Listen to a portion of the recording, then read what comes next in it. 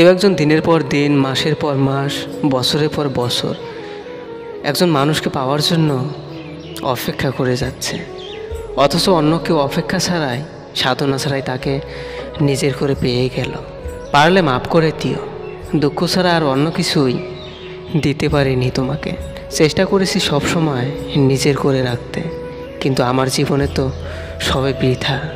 আমি আমার সবটুকু দিয়ে চেষ্টা করেও পারলাম না তোমাকে আমি নিজের করে রাখতে। আমার শখের মানুষটাকে যে পেল সে অনেক ভাগ্যবান।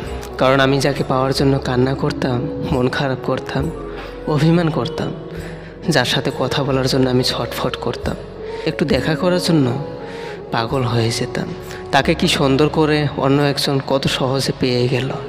ইচ্ছে ছিল, আমার খুব ইচ্ছে ছিল তোমার চোখে চোখ রেখে একটি প্রশান্তি হাসি দেওয়ার, যে হাসির আবশ্যে সুন্দর করে লেখা থাকতো তোমাকে অনেক ভালোবাসি। হ্যাঁ, ইচ্ছে ছিল তোমার হাতে হাত রেখে তোমাকে নিয়ে জীবনটা কাটিয়ে দেওয়ার। তবে ইচ্ছেগুলো আমার ইচ্ছেই রয়ে গেল, আর সেই ইচ্ছেগুলো আমায় দিয়ে গেল একটা জীবন, আপনাকে না পাওয়ার উপহাস।